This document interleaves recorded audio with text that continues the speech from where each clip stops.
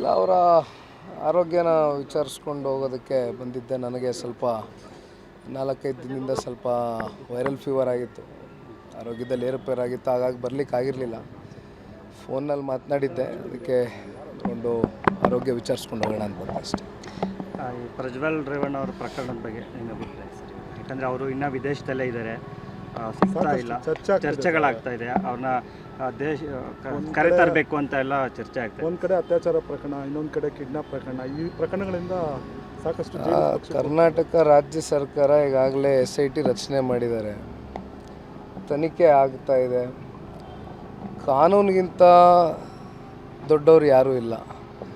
ಅಂತಿಮವಾಗಿ ಕಾನೂನಿನಲ್ಲಿ ಕಾನೂನಾತ್ಮಕವಾಗಿ SIT ವರದಿ ಬಂದ ನಂತರ ಯಾವ್ಯಾವ ರೀತಿ ಕಾನೂನಾತ್ಮಕವಾಗಿ ಕ್ರಮ ಕೈಗೊಳ್ಳಬೇಕು ಅದೊಂದು ಪ್ರಾಸೆಸ್ ನಡೀತದೆ. ಹಾಗಾಗಿ ಅದ್ರ ಬಗ್ಗೆ ನಾನೇನು ಹೆಚ್ಚಾಗಿ ಚರ್ಚೆ ಮಾಡೋದಿಲ್ಲ. ವಿಚಾರದಲ್ಲಿ ಜಾಸ್ತಿ ಟಾರ್ಗೆಟ್ ಆಗ್ತಿರುವಂಥದ್ದು ಕುಮಾರಸ್ವಾಮಿ ಅವರು, ದೇವೇಗೌಡರು.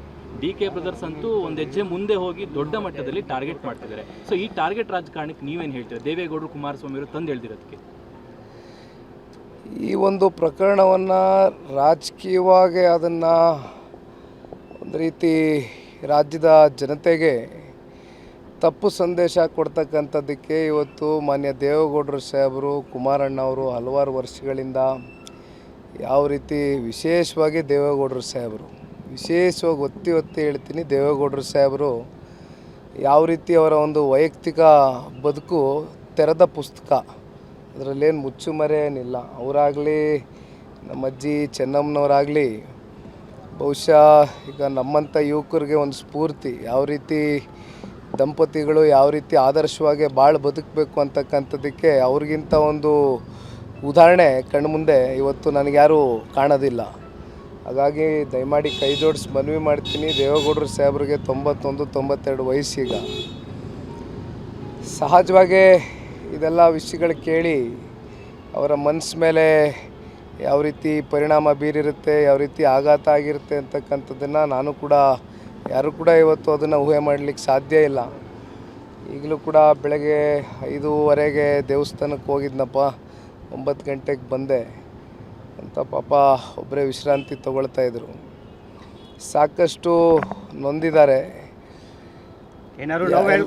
ಎಲ್ಲದಕ್ಕಿಂತ ಜಾಸ್ತಿ ಬಹುಶಃ ಇಡೀ ರಾಜ್ಯದ ಜನತೆಗೂ ಕೂಡ ದೇವೇಗೌಡರು ಸಾಹೇಬ್ರ ಮೇಲೆ ಇವತ್ತು ಯಾವ ರೀತಿ ಪರಿಣಾಮ ಬೀಳಿರುತ್ತೆ ಮನಸ್ಸಿಗೆ ಅಂತಕ್ಕಂಥದ್ದು ಬಹುತೇಕ ನಮ್ಮೆಲ್ಲರ ಮೇಲೆ ಇರ್ತಕ್ಕಂಥ ಒಂದು ವಿಷಯಣ. ಸಾಕಷ್ಟು ನೋವಲ್ಲಿದ್ದಾರೆ ನಮ್ಮ ಅಜ್ಜಿ, ನಮ್ಮ ತಾತ. ಹಾಗಾಗಿ ಈಗಾಗಲೇ SIT ರಚನೆ ಆಗಿದೆ, ತನಿಖೆ ಆಗ್ತಾ ಇದೆ. ರಾಜಕಾರಣಕ್ಕೆ ಬಳಸ್ಕೊಂತ ಇರೋದಕ್ಕೆ ನೀವೇನಾದರೂ ಹೇಳ್ತೀರಾ ಸರ್? ಆ ವಿಚಾರ ನನಗೆ ಒಂದೇ ಒಂದು ಭಾಳ ದುಃಖ ತಂದುಕೊಟ್ಟಿದ್ದ ವಿಚಾರ ಏನಂದರೆ, ವಿಜುವಲ್ಸ್ನ ನಾನು ನೋಡಲಿಕ್ಕೆ ಧೈರ್ಯ ಮಾಡಲಿಲ್ಲ. ಬಟ್ ನನ್ನ ಕೆಲವೊಂದಷ್ಟು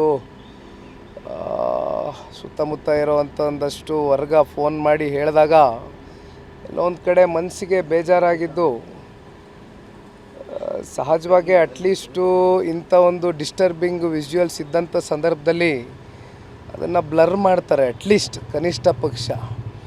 ಆದರೆ ಪಾಪ ಆ ಹೆಣ್ಣುಮಕ್ಕಳನ್ನ ಇವತ್ತು ಸೋಷಿಯಲ್ ಮೀಡಿಯಾನಲ್ಲಿ ಹಲವಾರು ಪ್ಲ್ಯಾಟ್ಫಾರ್ಮ್ಗಳಲ್ಲಿ ಓಪನ್ ಆಗಿ ಅವರ ಮುಖ ಕಾಣೋ ರೀತಿಯಲ್ಲಿ ಇವತ್ತು ಅದನ್ನು ರಾಜ್ಯದ ಜನತೆಗೆ ಇವತ್ತು ತೋರಿಸಿರ್ತಕ್ಕಂಥದ್ದು ನಿಜಕ್ಕೂ ಕೂಡ ಎಲ್ಲೋ ಒಂದು ಕಡೆ ಅದ್ರ ಬಗ್ಗೆನೂ ಹೆಚ್ಚಿನ ಒಂದು ತನಿಖೆ ಆಗಬೇಕು ಅಂತಕ್ಕಂಥದ್ದು ನನ್ನ ಒಂದು ವೈಯಕ್ತಿಕ ಅಭಿಪ್ರಾಯ. ಒಂದು ಪ್ರಜೆಯಾಗಿ ಇವತ್ತು ನಾನು ಕೇಳ್ತಾ ಇರ್ತಕ್ಕಂಥದ್ದು. ಪ್ರಕರಣ ಇಟ್ಕೊಂಡು ದೇವೇಗೌಡರು ಫ್ಯಾಮಿಲಿ ಟಾರ್ಗೆಟ್ ಮಾಡ್ತಿದ್ದಾರೆ ಅಂದರೆ ಈ ಒಂದು ಪ್ರಕರಣ ಇಟ್ಕೊಂಡು ದೇವೇಗೌಡರ ಕುಟುಂಬನ ರಾಜಕೀಯವಾಗಿ ಮುಗಿಸ್ಬೇಕು ಅಂತಕ್ಕಂಥ ಏನಾದ್ರು ಷಡ್ಯಂತ್ರ ಆಗಿದೆಯಾ ಸರ್?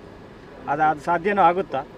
ನೋಡಿ, ಇಲ್ಲಿ ಈ ವಿಷಯಕ್ಕೆ ಸಂಬಂಧಪಟ್ಟಂತೆ ದೇವೇಗೌಡರ ಸಾಹೇಬ್ರಿಗಾಗಲಿ ಕುಮಾರಣ್ಣವ್ರಿಗಾಗಲಿ ಇದು ಅವ್ರನ್ನ ನಾವು ಈ ಒಂದು ಪ್ರಕ್ರಿಯೆಗೆ ತಗೊಂಡು ಬರ್ತಕ್ಕಂಥದ್ದು ನನ್ನ ಅಭಿಪ್ರಾಯದಲ್ಲಿ ಸೂಕ್ತ ಅಲ್ಲ.